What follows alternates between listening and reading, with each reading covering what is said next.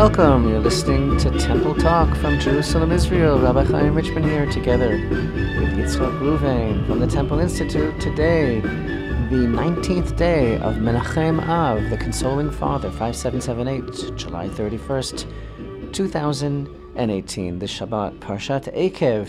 It's also the Sabbath of blessing of the new moon that will occur next week. That is not this coming Shabbat, but next Shabbat and Sunday.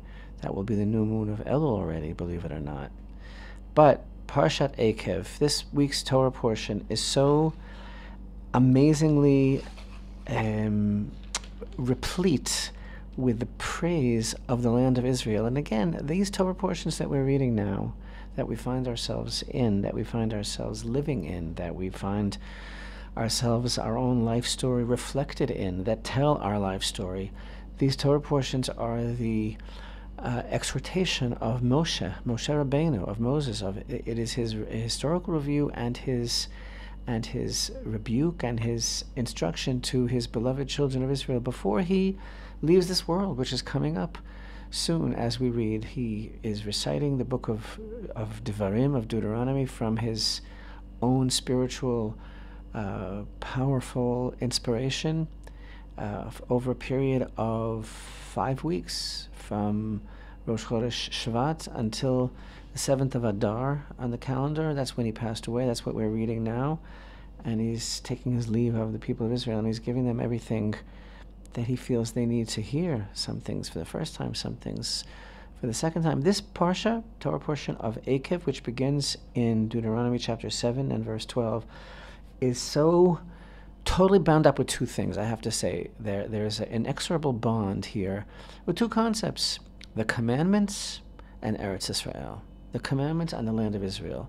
The inexorable bond between the fulfillment of the commandments as an aspect, as the fulfillment of the destiny and literally the identity of the children of Israel, that they express themselves and that they are actually alive and expressing their life force through the performance of the commandments. And by the way, the very intricate and spiritual and amazing relationship between the children of Israel and the commandments, and what that even means, because it's so misunderstood. Oh, we have to do the commandments or he's going to zap us. That's not at all what it means. It's about who we are and what our destiny is and who we become when we do the commandments. I'm going to explore that more in this week's video lesson, God willing, that you can find on YouTube.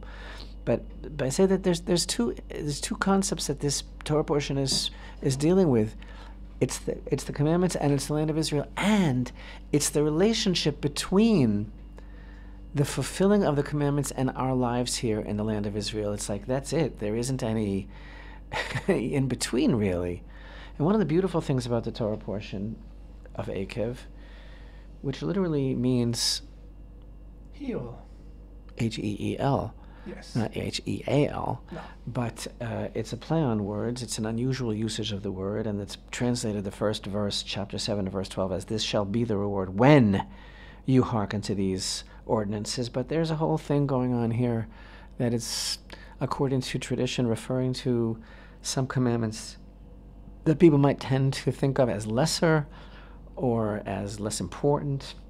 Maybe we make a value judgment and we think that certain commandments, for whatever reason, maybe their reward is less, and therefore we tend to tread upon them, tend to put them, as it were, underfoot, metaphorically speaking, because there's this play on words signal here with the word Eikev, ayin kuf bet, which literally means the heel of the foot. Anyway, that's another story altogether. I would just like to add that one of those things that we might tend to tread underfoot and take for granted is the land itself. Exactly. That's so beautiful. Exactly. The backstory, not the backstory, the front story, the incredibly powerful message of this week's Torah portion is, get ready, you're going into the land of Israel. And that's why I gave you these commandments in the first place, God says.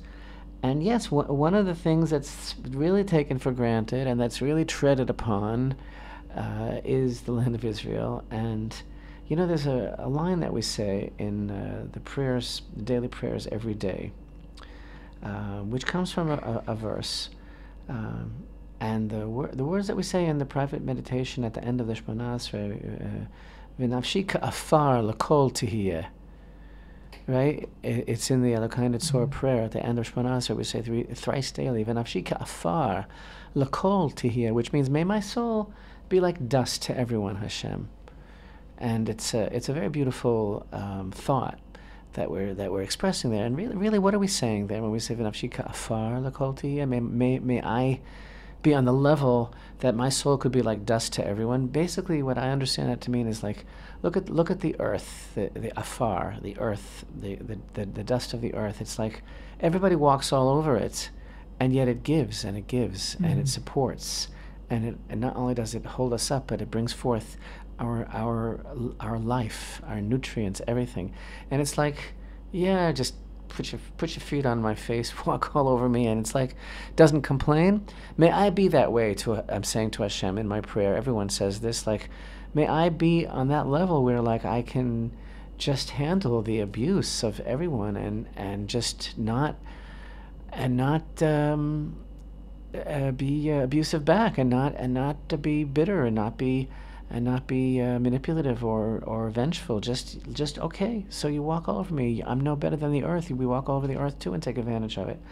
And that's kind of the feeling that I'm having lately, especially about the land of Israel. That people are really taking advantage of it, and people are really kind of grinding into the ground, as it were, which is kind of ironic. And I'll tell you exactly, of course, what I'm referring to. But firstly, when we look at this Torah portion, the amazing blessings that the Parsha starts out with, of Hashem's love and His blessing and His multiplying us, His blessing the fruit of your womb and the fruit of your land, and you'll be the most blessed people of all the peoples on the land that He swore to your forefathers to give you, and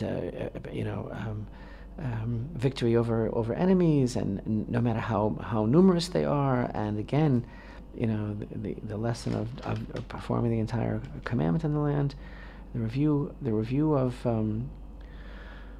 how it was in the desert. Your garment did not wear out and your feet did not swell these 40 years. And now Hashem, your God, is bringing you to a good land, a land with streams of water, springs and underground water coming forth in valley and mountain, a land of wheat, barley, grape, fig, and pomegranate, the land of olive oil and date honey, a land where you will eat bread without poverty, which means that you don't eat bread because there's nothing else to eat. You eat bread because the bread is so good.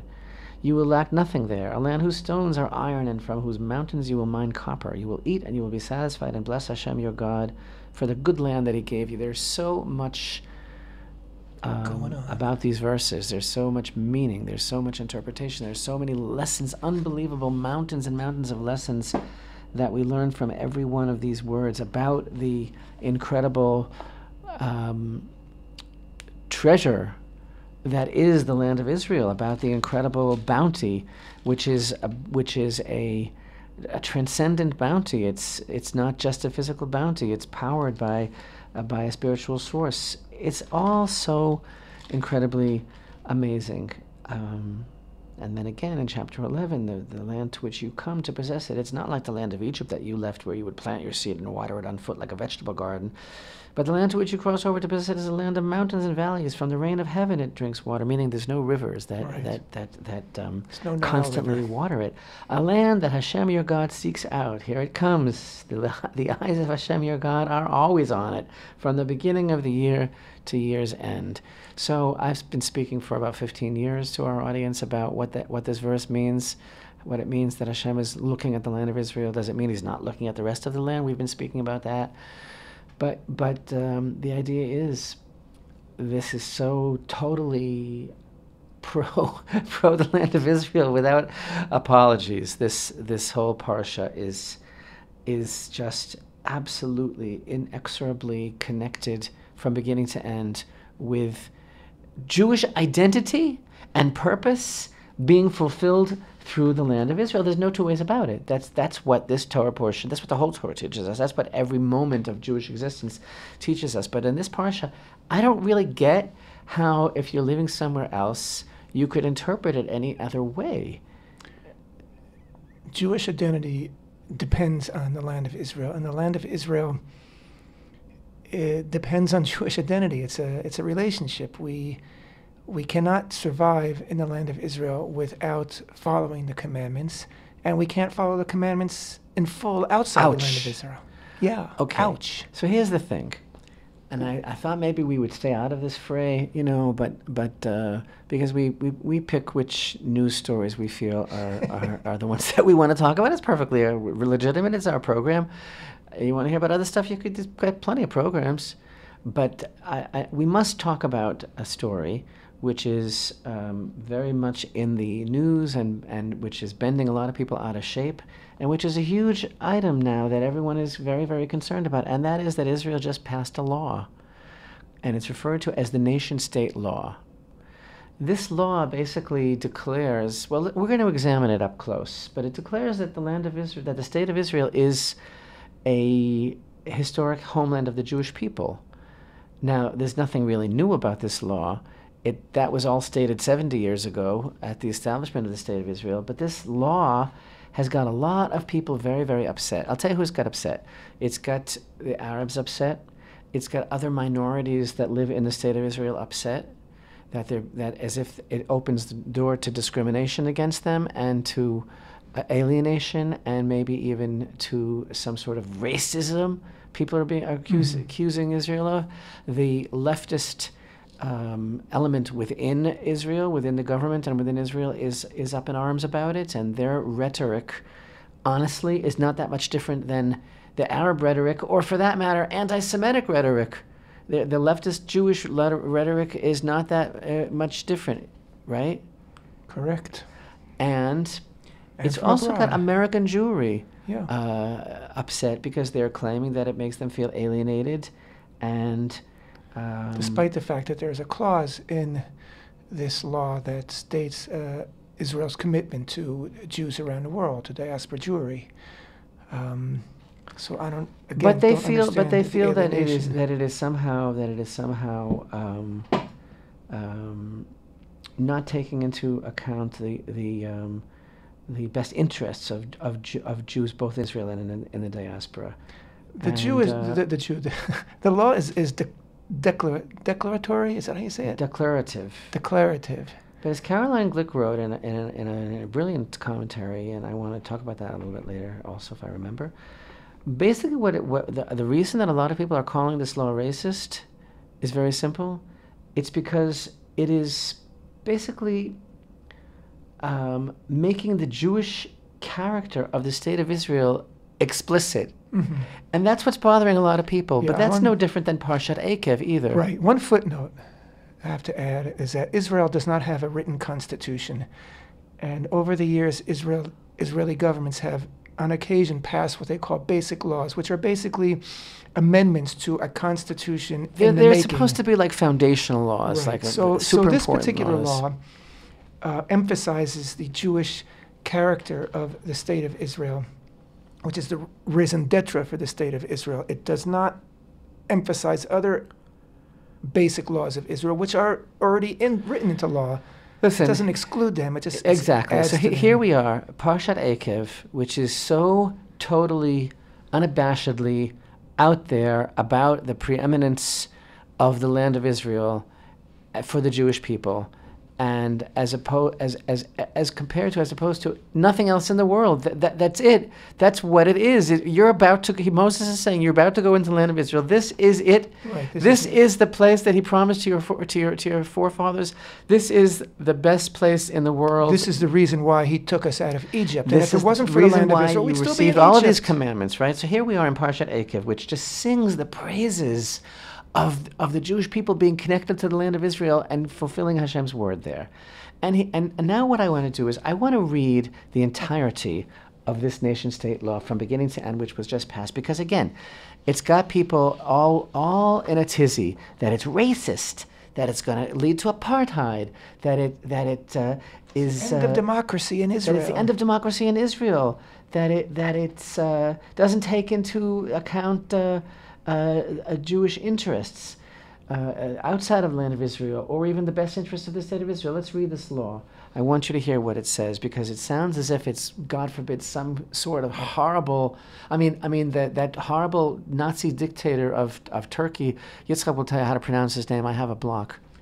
Erdogan. Right. He said that the Nazis are alive and well in Israel because of this law, right? I mean, it's just, and the Catholic Church is calling on the Catholic Church of the Patriarch of how you ever pronounce it, of Jerusalem to protest because it's anti every other religion in Israel. And by the way, of course, we all know very well that the only people whose religious rights are discriminated against in Israel are the Jewish people. We all know that. But anyway, here's the law. Okay? The state of Israel. A. This is the whole declaration, the whole law which was just passed that's making the whole big deal. The state of Israel. A. Israel is the historic homeland of the Jewish people in which the state of Israel was established. B. The state of Israel is the nation state of the Jewish people, in which it fulfills its natural, religious, and historic right to self-determination. C. The fulfillment of the right of national self-determination in the state of Israel is unique to the Jewish people. 2. National symbols of the state of Israel. A. The name of the state is Israel. B. The flag of the state is white, 2 blue stripes near the edges, and a blue Star of David in the center. C. The symbol of the state is the menorah with 7 branches, olive leaves on each side, and the word Israel on the bottom. D. The national anthem of the state is Hatikvah. E. Further details concerning the issue of state symbols will be determined by law. 3. The unified and complete city of Jerusalem is the capital of Israel. 4. The language of the state of Israel. A. Hebrew is the language of the state. B. The Arabic language has a special status in the state. The regulation of the Arab language in state institutions or when facing them will be regulated by law. C. This clause does not change the status given to the Arabic language before the Basic Law was created. 5. The state will be open to Jewish immigration and to the gathering of the exiled. Let me read that sentence again because it's so beautiful. 5. The state will be open to Jewish immigration and to the gathering of the exiled. 6. The diaspora. A. The state will labor to ensure the safety of sons of the Jewish people and its citizens who are in trouble and captivity due to their Jewishness or their citizenship. B. The state will act to preserve the cultural, historical, and religious legacy of the Jewish people among the Jewish diaspora. 7. The state views Jewish settlement as a national value and will labor to encourage and promote its establishment and development. 8. The Hebrew calendar is the official calendar of the state, and alongside it, the secular calendar will serve as an official calendar. The usage of the Hebrew calendar and of the secular calendar will be determined by law. 9. National holidays. A. Independence Day is the official holiday of the state. B. Memorial Day for those who fell in the wars of Israel and the Memorial Day for the Holocaust and heroism are official memorial days of the state. 10. Saturday and the Jewish holidays are the official days of rest in the state. Those who are not Jewish have the right to honor their days of rest and their holidays. Details concerning these matters will be determined by law. 11. This basic law may not be altered except by a basic law that gained the approval of the majority of the Knesset members. That is the end of the declaration. That is the end, and everything that is contained inside that law was already stated as early as the Torah itself, but as early as the Balfour Declaration and other declarations made before. And it was the British who encouraged Jewish settlement in the land of Israel. And so all these things, so some people say, why do you have to make a law now? It's everybody knows these things. Maybe it's because you have this fifth column of these Arab Knesset members who refuse to sing Hatikvah. The reason for the law, as I see it, is that based on other basic laws that were passed in the past few decades, the Israeli judiciary has been chipping away by its rulings at the Jewish character of the state, which is the goal of some people. And the intention of this law is to prevent the erosion of the Jewish character of the state. So, for example, now that line is in there about Jerusalem, right? No government of Israel would be able to give away Jerusalem. Theoretically. Also, now that there's official recognition of Shabbat as being the day of rest, then it makes it more difficult for judges when cases are brought before them to say, okay, anybody who wants can work on Shabbat. There should be public transportation, etc., etc. It is meant to create a better balance between the democratic nature of the State of Israel and the Jewish character of the State of Israel. It's intended to be a corrective for an erosion of the Jewish character of the State of Israel, which has been taking place for some decades. I read one now. article by a high official of the Jewish Federation or some diaspora organization, and he was basically very upset and saying that it alienates them and that it makes them feel that they have all sorts of that it's discriminatory against diaspora Jewry, and I think that is How coming. so? I don't have any idea. I have no idea. I think maybe it's because they feel guilty, or they should. Maybe it's because they feel. I mean, but again, nothing that this law states is half or a quarter. Or a fraction as powerful as the Torah portion of Eikev this week. So what? And I'd like to also say, as every American citizen knows, this law, which is, like I said, is parallel to United States constitutional amendments, is only as powerful or as influential as the judges and the lawmakers who interpret it make it. And that's exactly why Caroline Glick, who's a very smart lady, in her commentary, she wrote that this law is a nothing burger without a patty, without a bun, and without a pickle. And the article was called it that it's a hologram, because she said everyone can see whatever they want in it. Yeah. Everyone has their own agenda.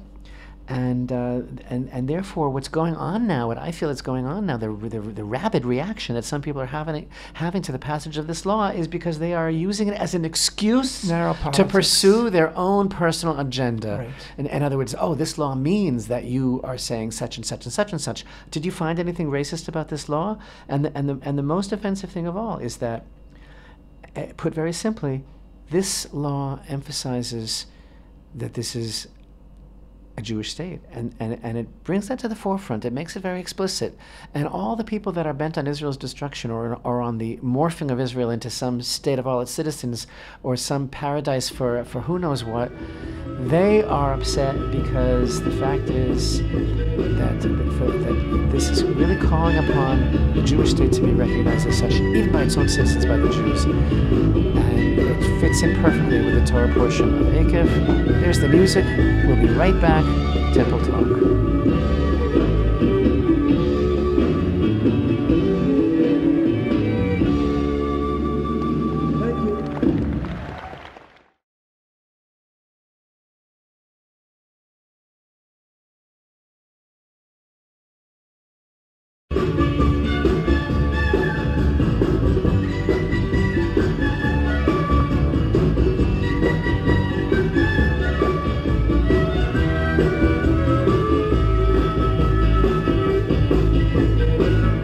Shalom and welcome back to Temple Talk. This is Yitzchak Reuven here with Rabbi Chaim Richman in Jerusalem, the eternal undivided capital of Israel. It's in a law now. Today is the 19th day of the month of 5778, the 31st of July, 2018. This coming Shabbat Parashat Eikev. I believe it's the third parasha of the book of Deuteronomy. And it's also Shabbat Mavarchim. It's the Shabbat of the blessing of the upcoming new moon of Elul, which will not be until the following Shabbat, actually. But we'll bless it in anticipation on this upcoming Shabbat. We're talking about Parashat Eikev, Moses' paean to the land of Israel and to the nation of Israel's place in the land of Israel. We couldn't exist, we couldn't survive without the land. It's our partner in life. Has to go through life together. You know, so Rabbi, there's diaspora Jewry. They should live and be well. We appreciate them and respect them, but their job, and I'm going to say this now with the risk of, I don't know what people are going to say, because there are some things that just aren't said by most shows or something. Diaspora Jewry seems to think that as long as they pay in and support the state of Israel financially, that they have the right to criticize and they have the right to push their own agenda of what they would like Israel to see. And I personally don't believe that anybody who doesn't live here and doesn't serve in the army and doesn't vote and doesn't shoulder the responsibilities of what it means to live here, I don't believe anybody has the right to set any agenda and let them keep their money. But the thing is, everybody has their own agenda. And whoever finds this bill basically just, again, making the Jewishness, the Jewish character of the state of Israel explicit, as if this is like some big secret, like that was let out of the bag, or a huge change is trying to like ramrod a change through here, like by emphasizing that it's supposed to be a Jewish state. I think whoever objects to that, whether they are internal or external, I think it's because this is stepping on the toes of their own very specific self-promoting agenda. Anybody who objects to it objects to the Israel being a Jewish state at all, and any diaspora Jew or representative diaspora Jewry who objects to it is basically saying they have no confidence in the state of Israel, and as far as they're concerned, we're just another diaspora that should have no say on their lives except when they want us to. With that in mind, I want to say something, Rabbi. This is digress a bit. I have to say that I am really connecting. Like, I've been, for more than 40 years, I've been reading Parashat Shavua every week for more than 40 years. And I find that I'm connecting to the book of Devarim, the book of Deuteronomy, like never before, part because of these issues that we're talking about, part because I think as you get older and you have children and grandchildren, and just like Moshe knew that, his time was coming, it's something that's in my consciousness now. Ouch! Ouch. But it's there, and you want to impart to your children your love of the land and your feeling for the importance of it and the need to appreciate it. It really speaks to me. And I also think that Moshe, we're talking now about agendas. Everybody's got an agenda. This one wants it this way. And that's exactly what Moshe was anticipating. And he goes over this and over this and over this all throughout the book of Deuteronomy. That yes, you're going to, when he says that you're going to grow fat and you're going to grow lazy and you're going to turn to other gods, he's not necessarily talking about it in the classical sense that he's talking about that you're going to think that in order to be part of the politically correct scene, you need to criticize Israel, or to be part of the intersectionality or whatever it is. You have to do it their way and do it their way. And he's anticipating that, and he says, no, stick with the plan. Stick with God's plan. Torah of the land of Israel, in the land of Israel. That's your lifeline. That is your source of greatness. And he says it's a source of greatness in the eyes of the other nations. Why jettison it? Why trash what is your lifeline? Just to please others, or to please some twisted perception of our role in the world. And it's a pity.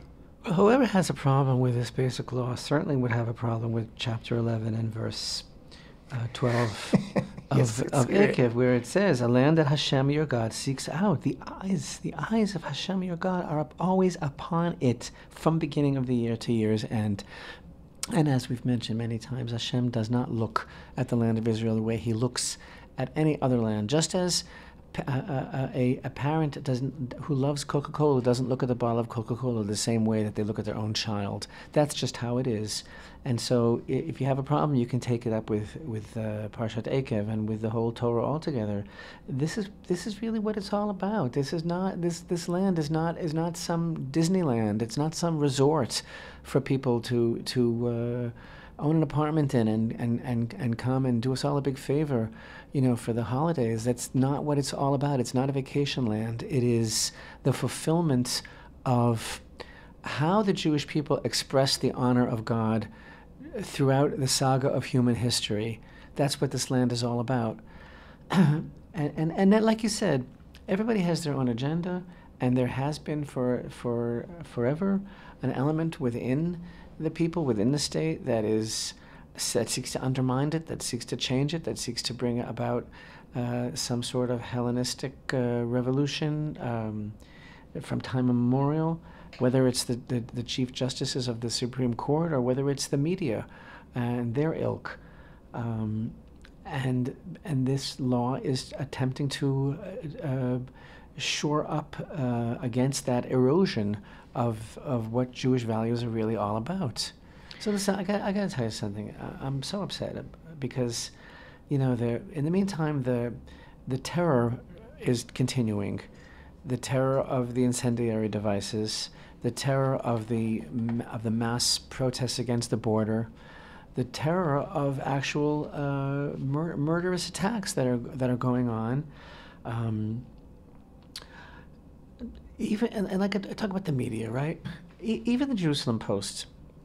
I saw a headline, July 27th in the Jerusalem Post. The headline was 3 Palestinians killed as 7,000 riots against Gaza border. That was actually the headline. 3 Palestinians killed as 7,000 riots against Gaza border. And then there's a smaller headline. Yitzchak, I'm going to try to say this without breaking down. There's a smaller headline. 1 Israeli killed and 2 wounded in settlement infiltration. I refer, of course, to Yotam Ovadia, 31-year-old father of 3, who was brutally murdered by a 17-year-old terrorist named Mahmoud Youssef. Who talks about that? Even local coverage, and that of course was in the community of Adam, right? And when a settler is killed, it's like he's not a human being. He's not even a Jew to the media. He's a settler. So you have to understand, 1 Israeli was killed in a settlement infiltration, and the implication of the press, of course, is that, well, they shouldn't be there in the first place, right? That is the implication. That's the subtle coloring of the reportage. In the meantime,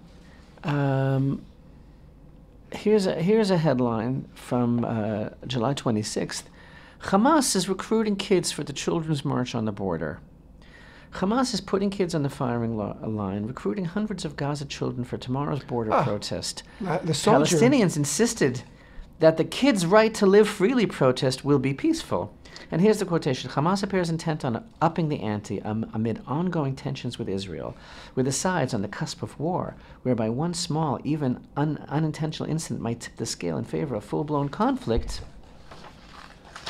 Gaza's rulers have decided to recruit hundreds of Palestinian children from across the enclave to take part in Friday's installment of the so-called March of Return protests.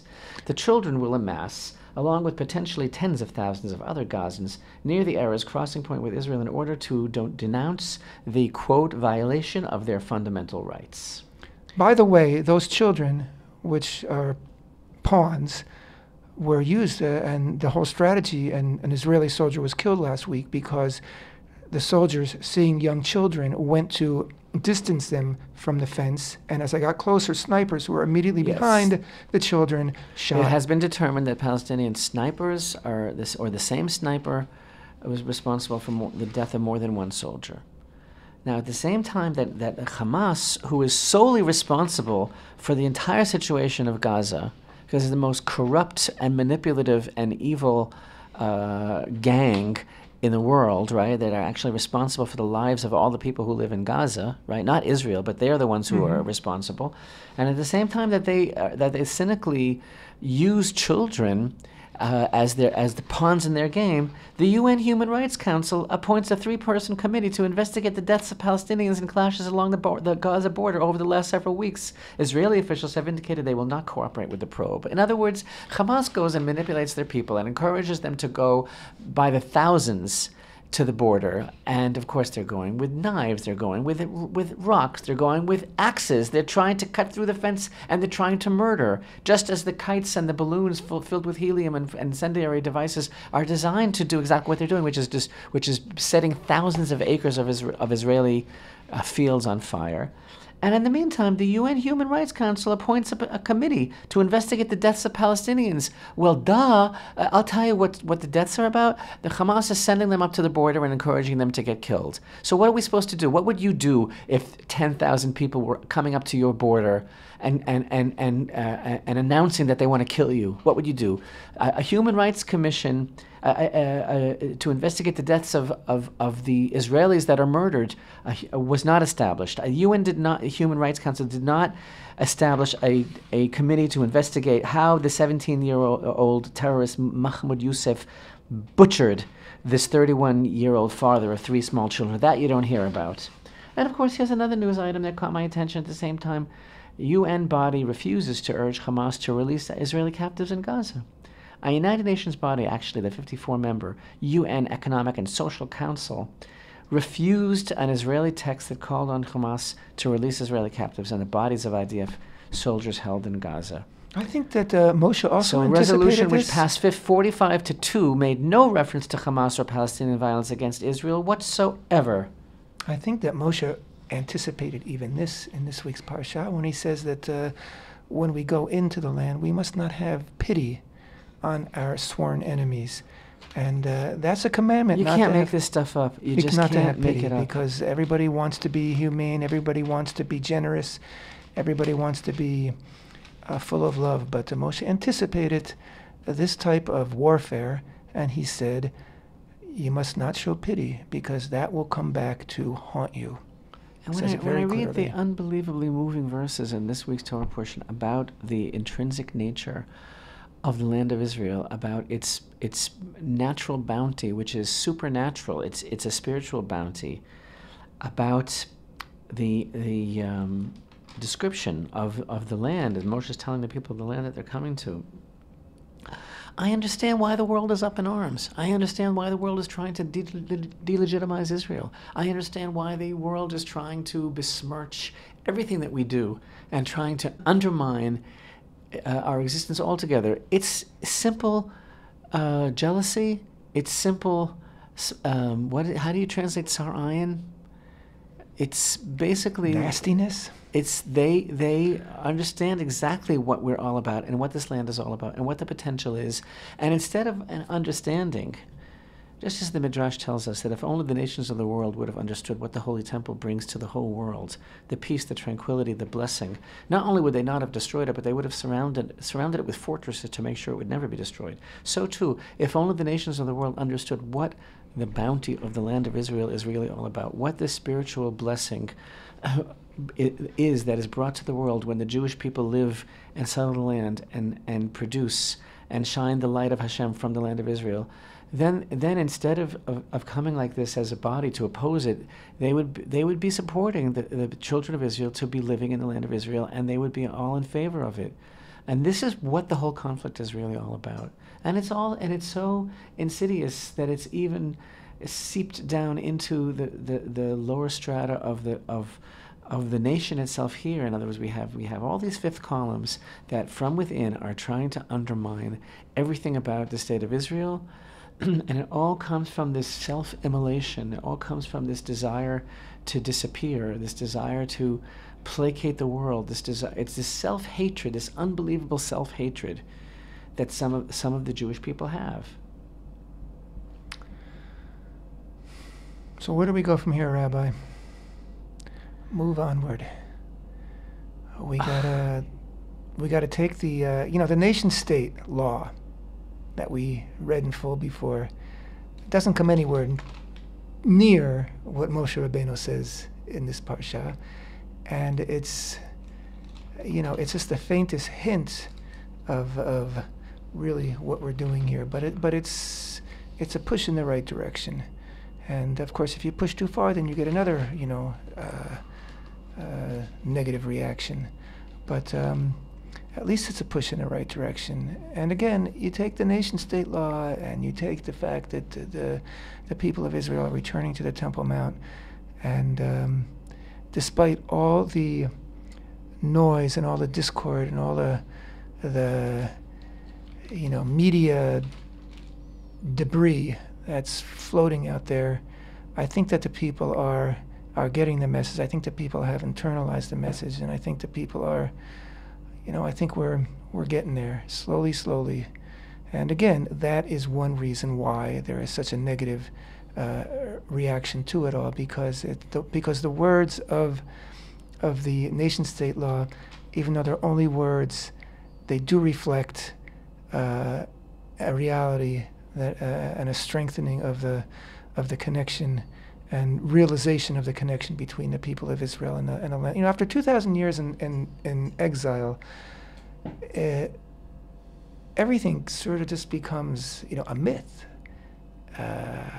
sort of just a dream. But once you're back in the land, and we've been a century in this land, as a body of people, and 70 years as a sovereign state, that dream really becomes a reality. And the idea, the philosophy, the concept of the integrality of the land of Israel in our lives, in our guts, in our oxygen, in our blood, it goes from a concept to a reality that you live and you breathe.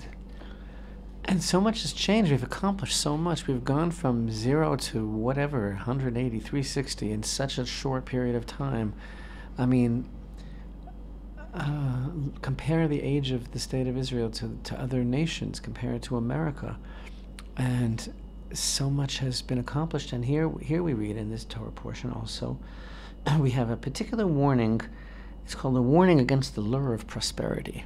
Mm-hmm.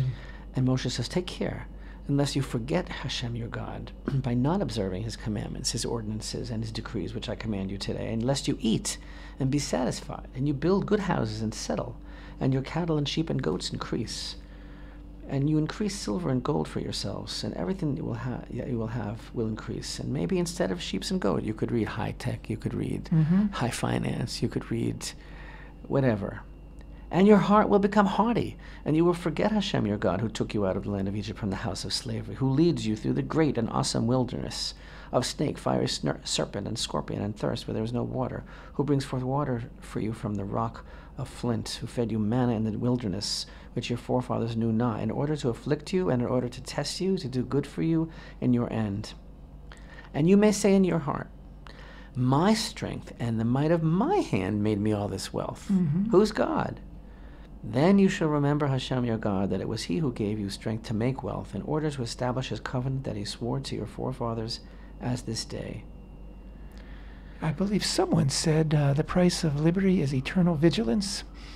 And I think that the price of living in the land of Israel is eternal vigilance against that kind of backsliding that you're describing, and vigilance against those who would try to denigrate our existence here or try to wrest our existence here away from us. And living in the land of Israel as a free people is not it's not a vacation. And as you said before, it's not a theme park. It's not a it's real, and we have to every day not simply wake up and be aware and be thankful, but we have to be on guard. You literally have to be on guard to make sure that nobody will wrest it from us or slip it away while we're not looking. But again, the word Zionism, Zion, Hebrew, Tzion, it means excellence. And it also means the place.